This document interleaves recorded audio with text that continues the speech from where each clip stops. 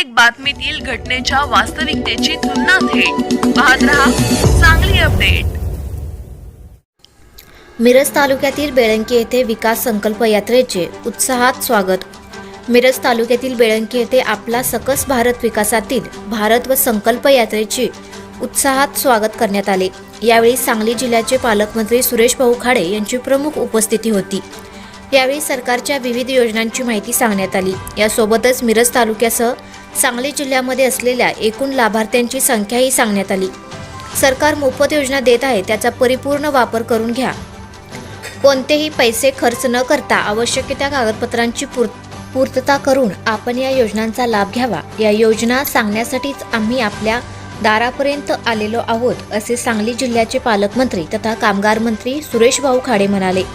याप्रसंगी सुशांतदादा खाडे, मोहन वनखंडे, उपमुख्य कार्यकारी अधिकारी शशिकांत शिंदे, प्रांत ऑफिसचे उत्तम दिघे, मिरज गटविकास अधिकारी संध्या दिघे, तहसीलदार अपर्णा मोरे, सुनील गच्चे, सहाय्यक गटविकास अधिकारी ज्ञानदेव मडके, पोलीस निरीक्षक नारायण देशमुख, बेळंकी सरपंच सारिका महेश कुमार शिंदे, उपसरपंच संतोष कांबळे, बेळंकीचे ग्रामसेवक सिद्धगोंडा विटेकर, दौलत कांबळे, नेताजी गडकरी, ग्रामपंचायतीचे सर्व कर्मचारी, खंडेराजुरी सलगरे प्राथमिक आरोग्य केंद्राचे सर्व कर्मचारी, वैद्यकीय अधिकारी, अंगणवाडी सेविका, आशा सेविका व महिला बचत गटाच्या सदस्य यांसह ग्रामस्थांनी मोठ्या संख्येने हजेरी लावली होती।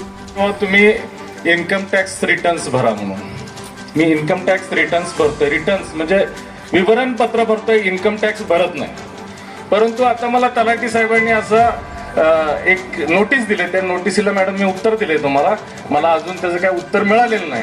पण जर मी इन्कम टॅक्स भरतच नसेल तर मला तुम्ही पैसे मागू कसे शकताय? आणि त्याच्याही पुढे जाऊन आम्ही शेतकरी लोकांनी आम्हाला किसान योजना, पीएम किसानचा फायदा द्या असं म्हटलं नव्हतं, पण आज 10 हप्ते किंवा 8 हप्ते किंवा 9 हप्ते ज्या लोकांनी भरले आणि पुढच्या मुलाच्या भवितव्यासाठी, म्हणजे बँका जर तुमचा आयटी रिटर्न्स असल्याशिवाय कर्ज देत नसतील तर मग आम्ही काय करायचं?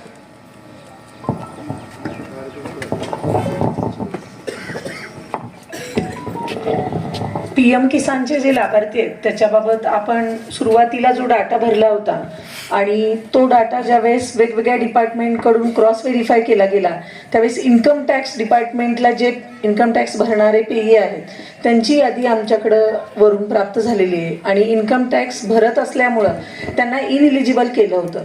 पण इन्कम टॅक्स डिपार्टमेंटमधून तुम्ही जर 0 इन्कम टॅक्स भरत असाल तर त्यांचं जे काही NOC असेल ते घेऊन आम्ही वरती NIC मार्फत आपले जे काही अहवाल असतील ते आम्ही सादर केलेले आहेत। त्याच्यामध्ये आम्हाला अजून त्यामध्ये मार्गदर्शन मिळालेलं नाही आहे। मार्गदर्शन मिळाल्यानंतर, कारण पुढचे जे हप्ते आहेत ते माननीय केंद्र शासनामार्फतच रिलीज होत असतात आणि ते हप्ते आपण ज्यावेळेस तुमचा बेनिफिशरी कॉर्नर बघतो त्यावेळेस त्याच्यामध्ये ineligible due to income tax म्हणून तिथं शेरा आलेला आहे आणि त्यामुळे पुढचे जे हप्ते आहेत त्याच्याबाबत आम्ही NICचे जे आमचे नोडल आहेत त्यांच्यामार्फत सर्व ज्या याद्या लाभार्थ्यांच्या आहेत आपल्या तालुक्यातल्या आणि इव्हन सर्व जिल्ह्यामधल्या त्या पाठवत आहोत। त्यामध्ये पुढील मार्गदर्शन मिळाल्यावर असे जे लाभार्थी आहेत आपल्या तालुक्यातले त्यांना आम्ही संबंधित तलाट्यांच्या मार्फत जे काही मार्गदर्शन प्राप्त होईल ते आम्ही पण मी हे काय कधी म्हणलं नव्हतं की बाबा चला पैसे मिळतात, पैसे घ्या, शेतकरी घ्या, बाकी सगळ्या गृहिणी असतील, गृहिणीकडून असेल काय सुलभ गॅस एजन्सी असतील, अशा गोष्टी आपण करत राहिलो।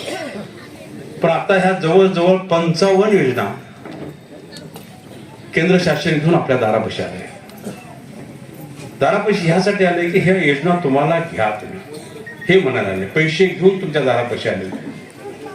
फक्त एक थोडेसे पेपर केले की हे आपल्याला योजना आपल्या दारात येते, आपण लाभार्थीचे होता। अशा योजना जर बघितल्या, मी जर ठळक योजना तुम्हाला वाचून दाखवतो, त्यामध्ये आपण किती लाभार्थी आहात, आपल्याला लाभ कुठला मिळालाय, आपण ह्यामध्ये लाभ कुठला घेऊ शकतो, तर हे जर आपण अंदाज बांधला तर निश्चितच तुम्ही पण लाभार्थी होऊ शकता। पंतप्रधान आवास योजना, घरकुल योजना, पंतप्रधान घरकुल योजना चालू आहे, अभियान पूर्ण झालं। म्हणजे आजचं जे अभियान असेल ते 354वे हे अभियान असेल। जवळजवळ या मोहिमेत 70,000 पेक्षा जास्त लोकांनी सहभाग घेतला आहे। त्यातून विविध योजनांचा लाभ घेतलेला आहे। वेगवेगळ्या 55 योजना लाभ देण्यास प्रयत्न करण्यात येत आहेत। 20,000 पेक्षा जास्त आयुष्यमान भारत कार्ड वाटप करण्यात आले।